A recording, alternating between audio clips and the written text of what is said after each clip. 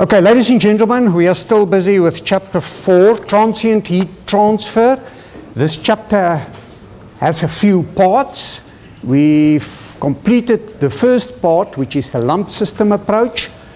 The lump system approach, a very, very simple equation that we can use to determine temperature as a function of time. The limitation of the equation is that you can only get the temperature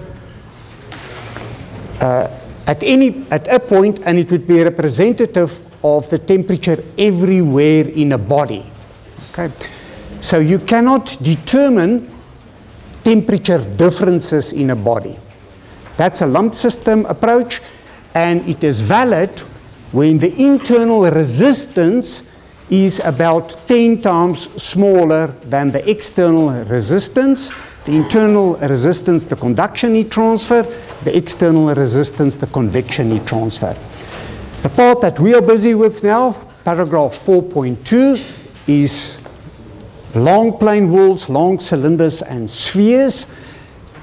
The longs is to make sure that the heat transfer is only in one direction, so it is only one directional heat transfer that we are considering, obviously as a function of time. We went through all the mathematics, and equations was developed that we can use to solve the temperature at specific points and the heat transfer. The equations can be quite complicated in terms of all the terms. You need some roots that needs to be solved. Obviously, you can do it numerically. You can also get it in the textbook, and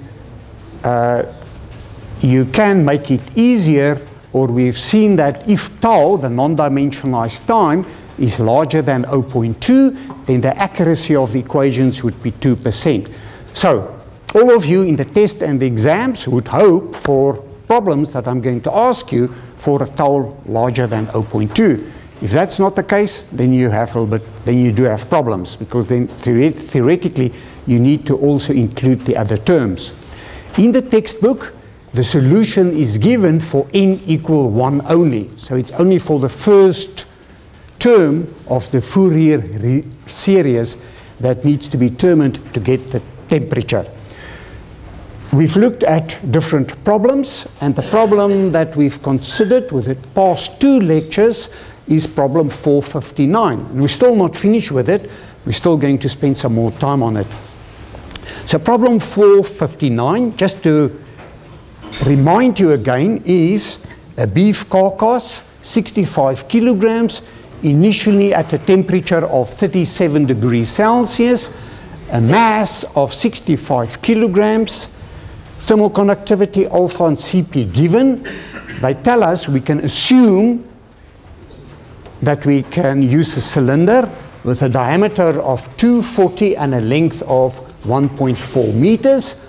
On the outside, the temperature now suddenly changes at T equals 0, so that the outside temperature is minus 10, the velocity 1.2, and the heat transfer coefficient 22.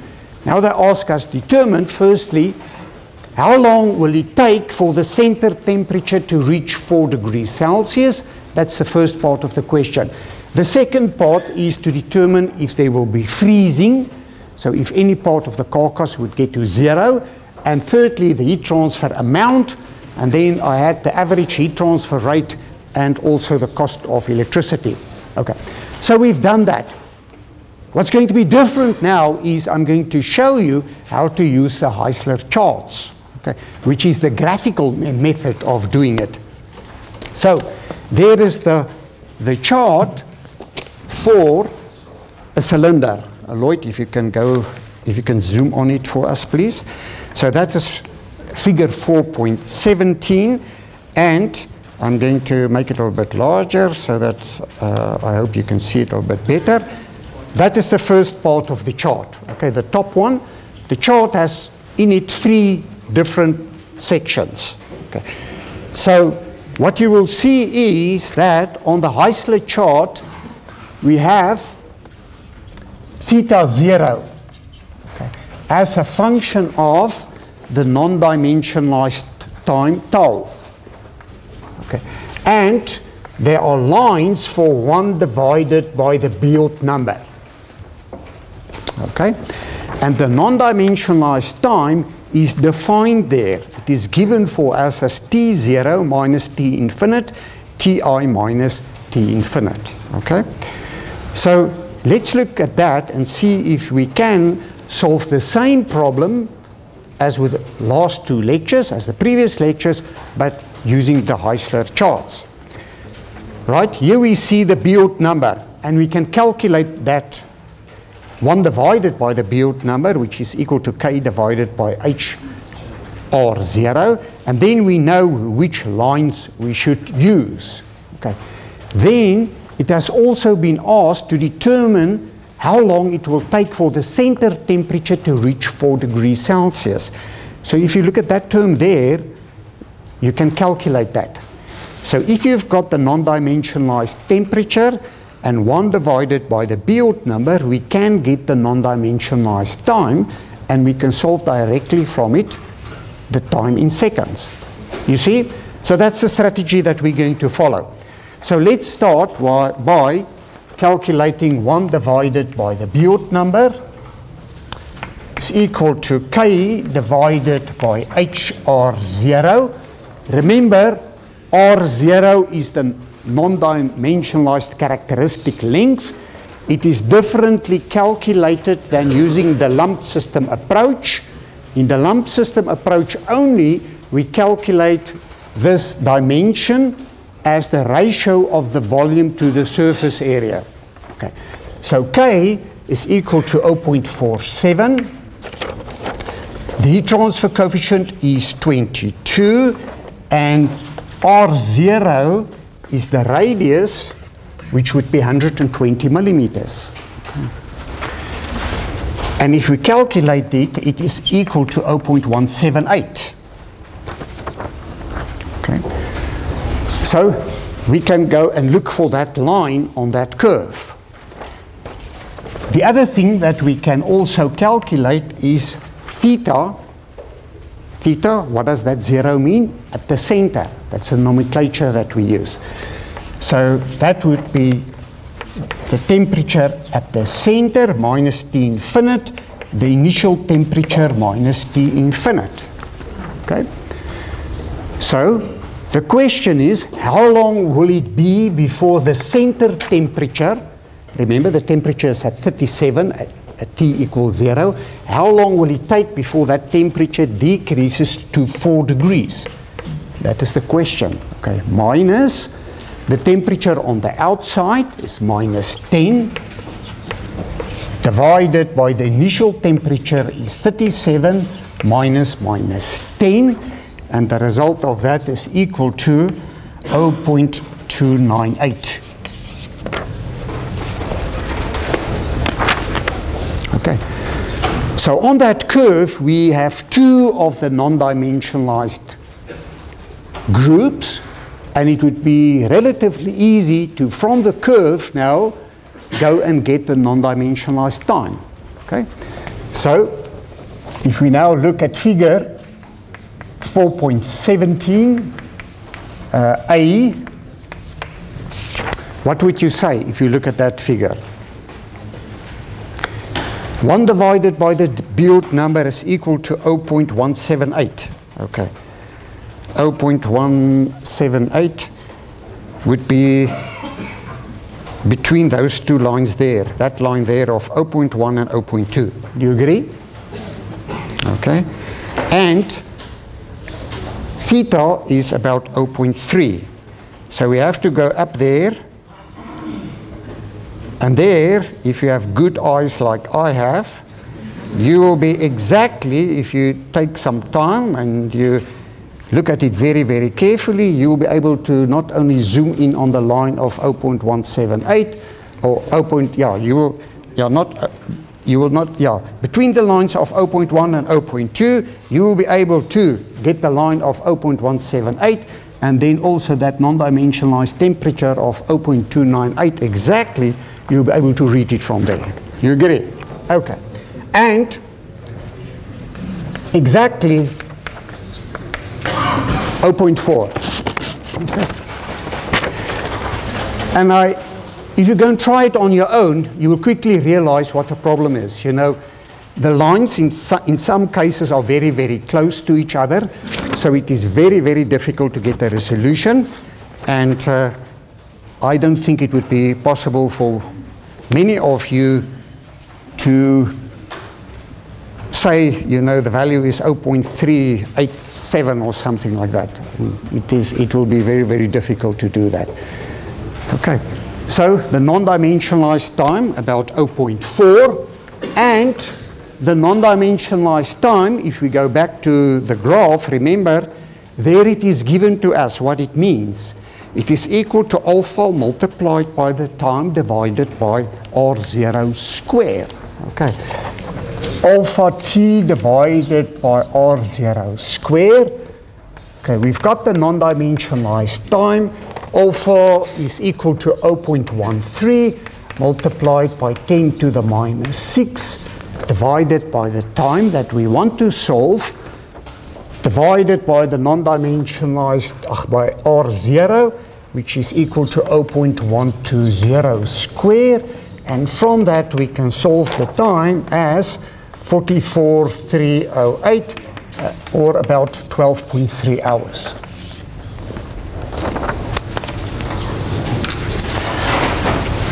Okay. So you can see it is much more quicker to use the Heisler charts. You agree? Okay. Let's go and calculate the surface temperature. Okay, the surface temperature. Okay, with the surface temperature, okay, now remember, the first chart gives us the detail on what happens on the center. And that's for obvious reasons. As engineers, usually, that is exactly where we want it. Okay? But now, this one here would now give the non-dimensionalized temperature at T. Okay? And that T is a function of R divided by R0. So with this one, with this graph, we can get the temperature at anywhere else in the body. And in our case, we are interested in exactly what is the temperature on the outside surface. Okay. So if we look at that curve, it gives us theta divided by theta 0. Okay. It gives us 1 divided by the Biot number, which we already have, and it gives us R divided by R0. Okay. We do have this, okay. R divided by R0 is the place where we want the temperature. Okay. This is R, okay, in that direction. We want it, the temperature there. So R divided by R0 is 1. Okay. Okay, so R divided by R0. We want to know what is the temperature at 120 millimeters from the center. Okay. While R0 is the constant, 0.120. So it is on the line where that is 1. Okay. So from figure 4.17b, we can go and read off what that ratio should be. Okay. And again, let's look at this, and maybe I can make it larger.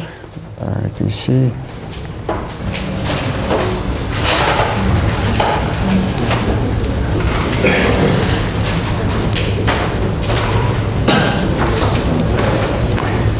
I don't know if you can see it, but I've tried my best. Okay. So 1 divided by the Biot number is equal to about 0.2. Okay. So if you look here, then 0.2 must be somewhere there, and that ratio should be about there. You agree?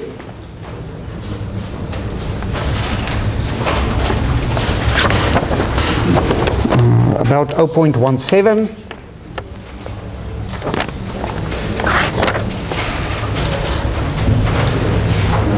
Is that about right? Okay. So now that we have that, and again, you don't have to remember everything. Look at the temperature ratio there. It is given to us. It is equal to the temperature minus T infinite divided by the center temperature minus T infinite. Okay. It's equal to 0.17. We want to determine the temperature.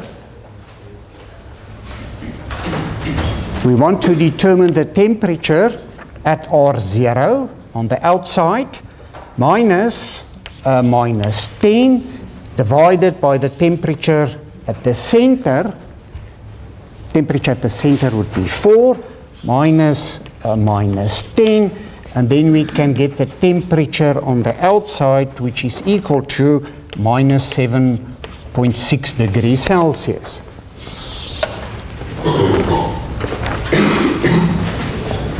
Okay, second part of the problem completed. Third part is the heat transfer.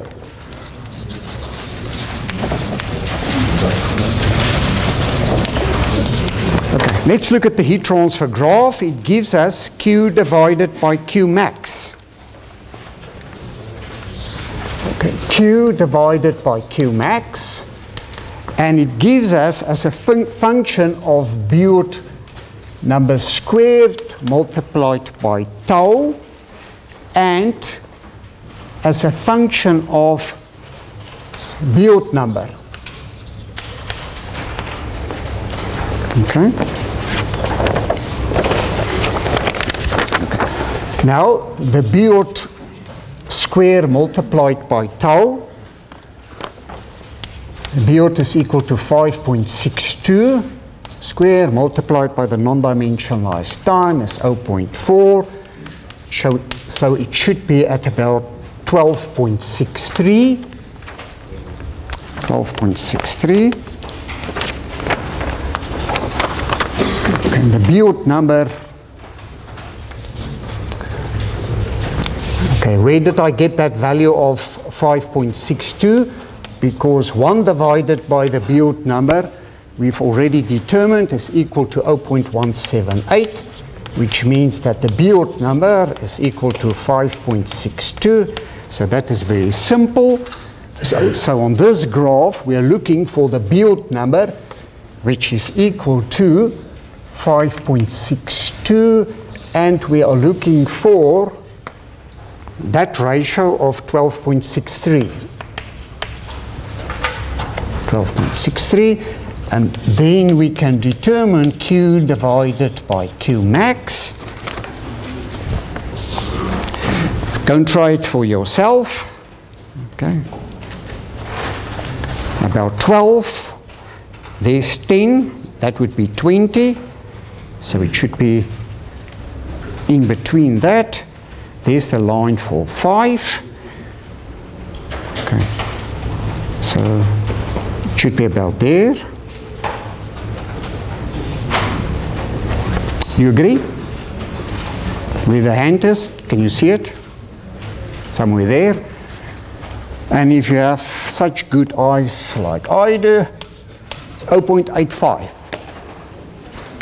So we've already calculated Q max, so I'm not going to do that now. And from that, let me just write it down. Q divided by Q max is 12.77 multiplied by 10 to the 6. So with the previous lecture, we've calculated it. It is 12.77 megajoules, and that would be equal to 0.85. And the result is a heat transfer rate of 10.85 megajoules. Right. So what are the advantages and the disadvantages of the two methods? Which one would you prefer to use in the test and exams? Or in industry? The Heisler charts? It is quicker and simpler. It's not that accurate. Okay. Remember, with some of these values, you know, I've if I say I've read it down that accurately, I mean, that was not really true. I did go and look at some of the previous values we already calculated, so it helped me a little bit to make sure that the values that I've read is accurate. But forget about the test and the exams. If you're now an engineer in industry, what will you do? Which method will you use? Okay.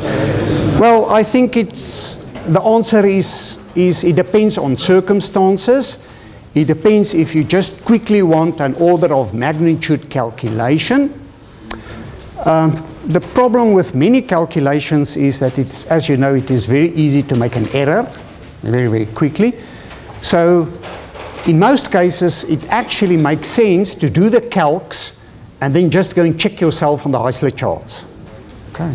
Because it takes a few minutes, and then you can identify if you have made errors. So that is what I will always recommend. Okay. Also remember the Heisler charts. It can be debated if something like this should be in a modern textbook where people now have full access to computers these days. Okay. Because previously it was very difficult to get the roots and the Bessel functions, and as you know, it's very, very easy to get it now. You can get all that information. It's very easy to calculate. Okay. But it is for you to decide. Just be very responsible in your decision when you do that. Okay. That now ends paragraph 4.2, which is the heat transfer in long cylinders, plane walls, and in spheres. Before we continue to the next section, ladies and gentlemen, are there any questions on paragraph 4.2 on the work that we've done up to now? Okay. Remember, in the textbook, at the end of the chapter, after every section, there are at least 10 problems that you can do. So there was a section on lump systems with about 10 problems. There are at least 10 problems in the next section, which was on the plane walls, the cylinders, and the spheres. Okay, so please go and do it at home. And there are also examples in the textbook, which I specifically did not do, but select other problems so that you've got more examples and problems to work from. Okay, let's continue with paragraph 4.3, which is transient heat conduction in semi-infinite solids. Okay, paragraph 4.3, transient heat conduction. Okay, transient heat conduction in semi-infinite solids. Okay, SIS.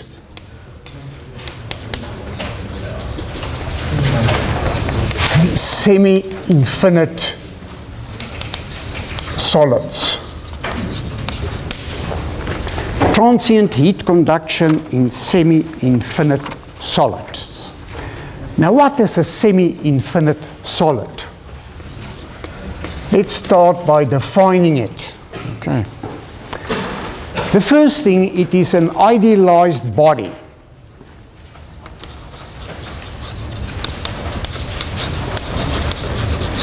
It's an idealized body. The second thing is it must have a single plane surface.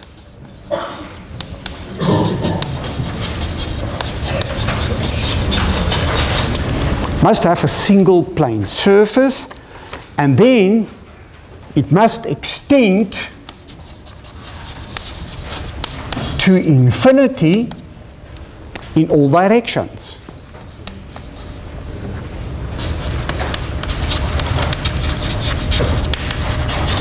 Okay, so those are the three characteristics of a semi-infinite solid. It's an idealized body, it must have a single plane surface, and it must extend to infinite in all directions. Let's try to schematically show what we mean. Okay, this is now the plane surface. Must have a plane surface, And then I'm going to choose that as the x direction, and it is going to be infinite in length in the x direction. Okay. Then in that direction the same. Let's choose that as y direction. So it is infinite in that direction and also infinite in the z direction.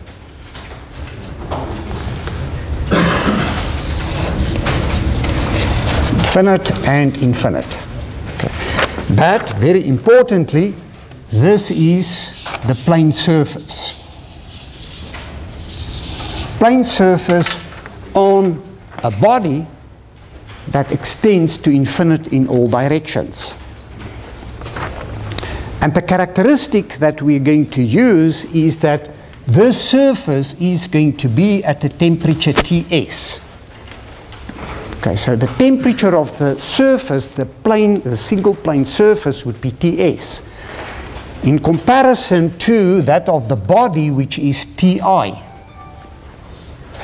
Okay, the big body is Ti. Right, what are examples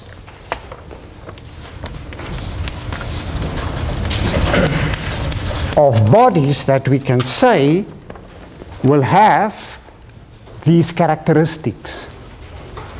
Okay. First one is maybe the Earth. Okay.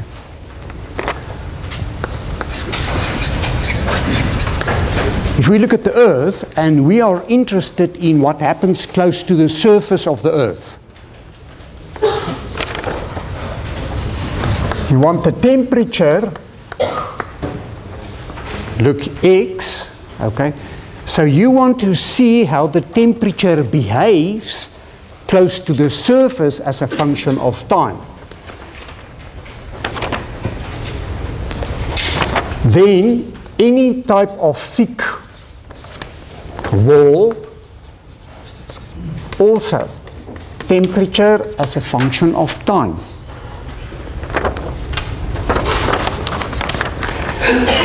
This wall, for example, okay, or maybe the one on the outside, if you are interested in calculating the air conditioning characteristics of this building in the design of it, and you want to see what happens if the temperature now suddenly changes, and you're interested in what happens maybe 1 millimeter or 2 millimeter into the wall, then you could also say it is a semi-infinite solid, because the 1 or 2 millimeters are negligible maybe in comparison with the 300. Okay, but you can't go and calculate the characteristics at 299 millimeters. That would be too close. Okay, so it is all relative. Okay. And what are practical examples of, now why would we be interested in calculating temperatures close to the Earth, to the surface of the Earth, or close to a thick wall? What would be practical applications of that? Okay. Anybody have any suggestions? What can you think of?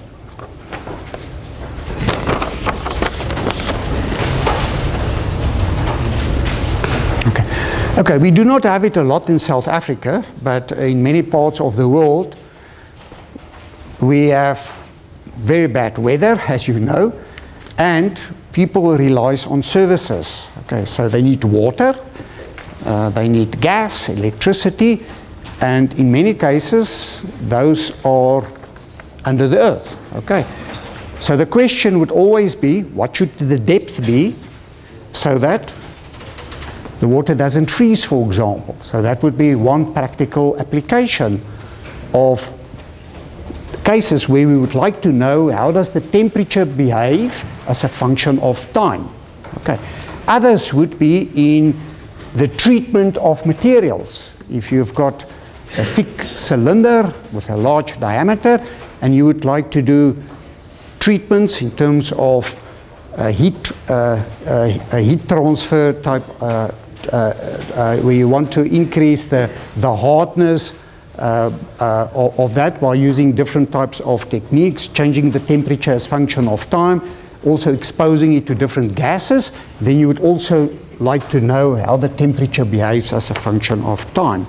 And also with lasers. In many cases these days we use lasers to do treatments of materials or to different things with. And in those cases we will be able to use this part of the work to look at transient heat conduction in a semi-infinite solid as a model of how we can do that.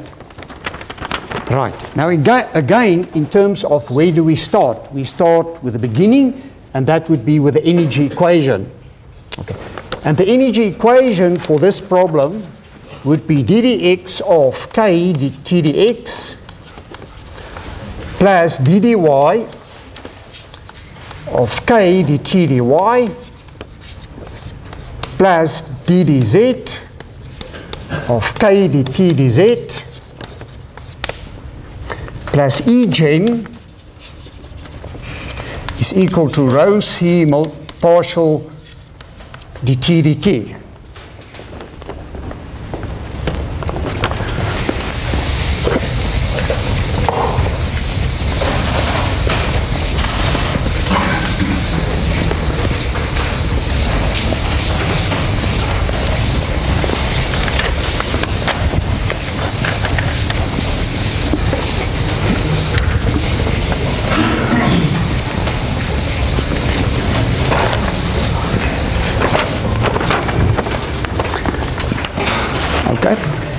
Now, if we look at the energy equation, and if in the y direction the body goes to infinite, then we can take out that term. In the z direction the same. No energy is being generated on the inside of the body. No nuclear reaction, no electrical resistance element, anything like that, chemical reactions. And the result is the same equation that we've started with the previous section of the work, which is partial d2t dx squared is equal to rho c divided by k, partial dt dt is equal to 1 divided by alpha, partial dt dt. Okay, where alpha is equal to k divided by rho c. Okay. Again, boundary conditions. BC1 is the first boundary condition. And we are interested in knowing how the temperature behaves as a function of time in the x direction only. Okay? So our coordinate system would be in the x direction only.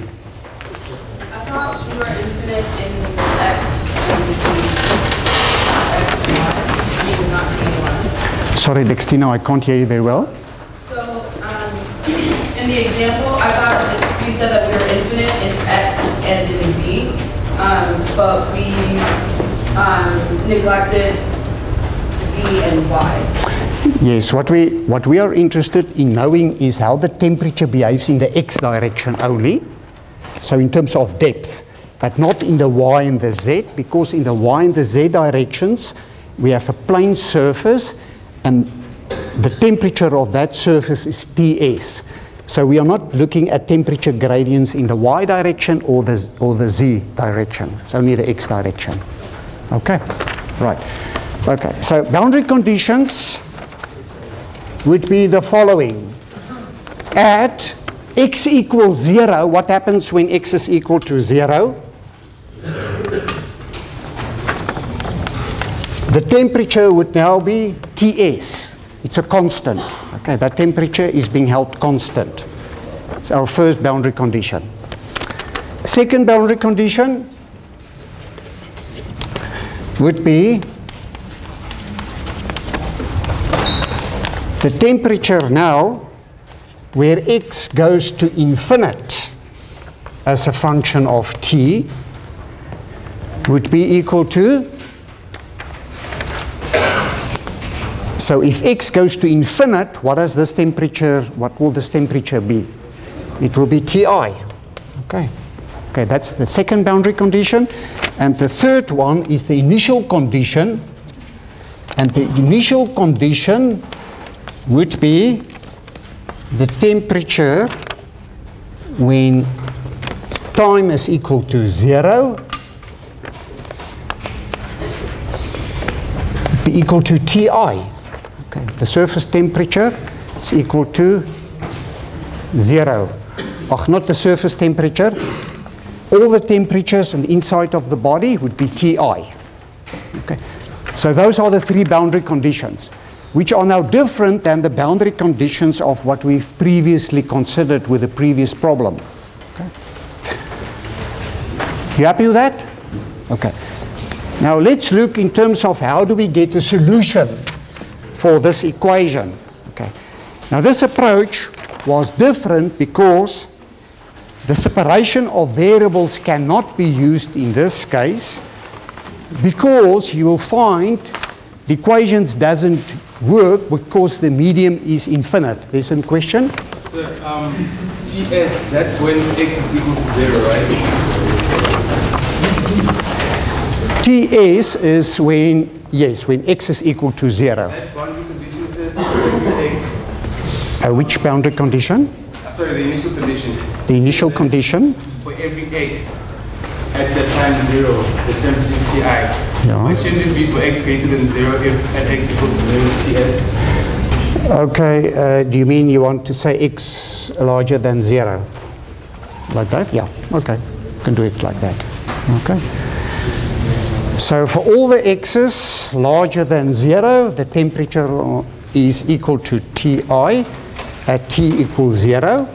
And I suppose you can also use it when t equals, when t is equal to 0 and x is equal to 0, then the temperature is Ts.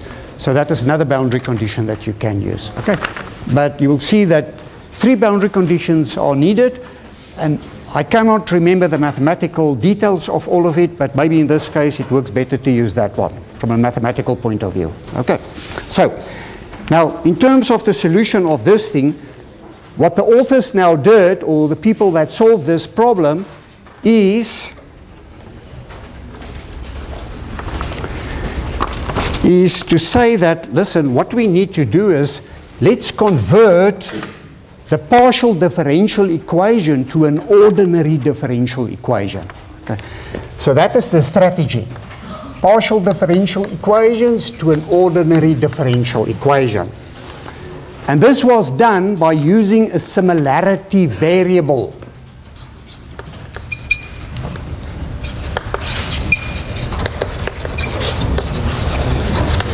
Similarity variable, and this similarity variable is eta, and it is equal to x divided by the square root of 4 times alpha t.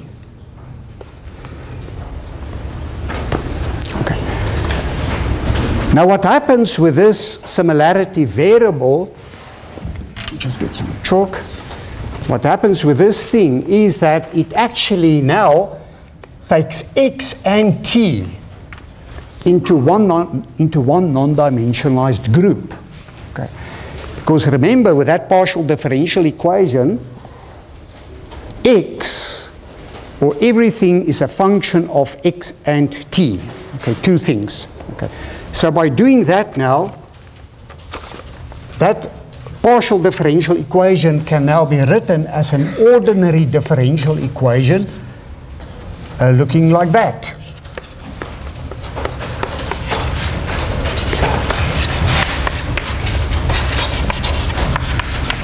Okay, the details in terms of the derivation is in your textbook, and I do not have time to do that. So you can go and do it at home.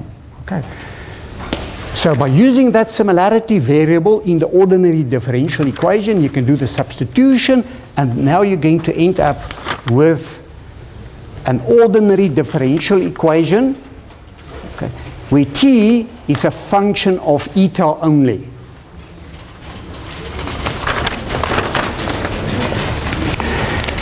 And now you have to go and rewrite the three boundary conditions, or the two boundary conditions and the initial condition. So you need to go and rewrite it in terms of the similarity variable. Okay. And then it can be solved by separation of variables. Okay, you've done it in mathematics, and the result of that is T minus Ts is equal to Ti minus Ts is equal to 2 times the square root of pi multiplied by the integral from 0 to eta of e to the minus u squared du.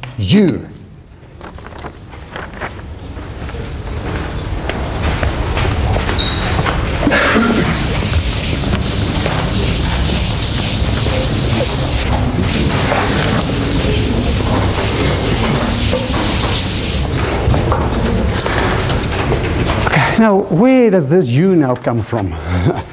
There's no u there, okay? You see, there's a u now suddenly. Okay. Now, this is also equal to, take note, what is called the error function in eta.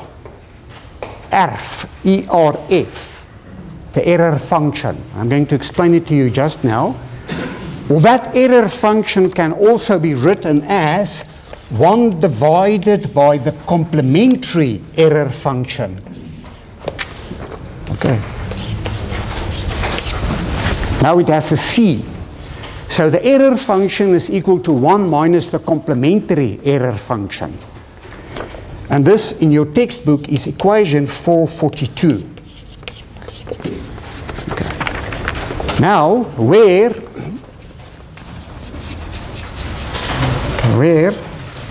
the error function in eta is equal to, obviously, 2 times the square root of pi, 0 to eta of e to the minus u squared du, and that thing has no analytical solution. Okay. You will see that in this course there are many challenges for you in terms of mathematics to be solved and in physics. Okay, if it's a physics problem or one of these many physics one, then you can get the Nobel Prize for it. If it's mathematics, there's no Nobel Prize in mathematics, it's the Fields Medal. Okay, so the Fields Medal is available. Just go and help us with an analytical solution for that. Okay, so again, it can be solved numerically, okay, and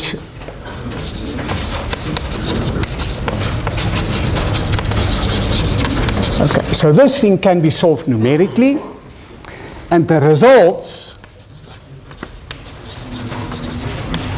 is given in table 4.4.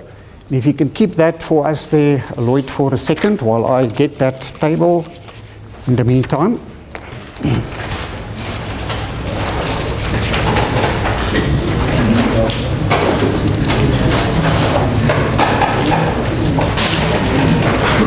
And there's the, I'm going to make it a little bit larger.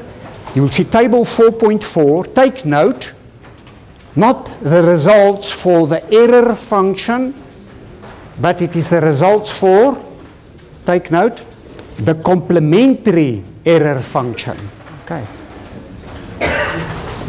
So it's the results for the complementary error function, or error function complementary. Okay. So if you go and solve it numerically, and if you look at that table for different values of eta, for the error function complementary, just to give you an idea of the typical values, then if you look at that, you will see when eta is equal to 0, then the complementary function would be 1. If it is 0.5, it is equal to 0.4795. Okay. And as eta increases in size, what happens with a function? Okay. you'll see already at 3.6, it is 0 to about 5 digits. Okay. Right. So if we now look at this mathematics, okay, and this error function, okay, what we see is that for a value of eta, okay, anywhere in a semi-infinite solid. So let's suppose that is the plane surface. That is our x direction. Okay. Remember, we do not solve it, the temperature in the y and z directions. And now we are interested in different points to solve the temperature as function of time. Then eta gives us x and t. Okay. So for a certain depth at 3 minutes, okay, we can get eta. Okay. With eta we can get the complementary error function and the value, and then that would be equal to that temperature ratio. And that would then gives us the temperature or any properties that we want as a function of time. Okay. In terms of the theory, ladies and gentlemen, any questions? If not, thank you very much, and then we will continue with the next lecture.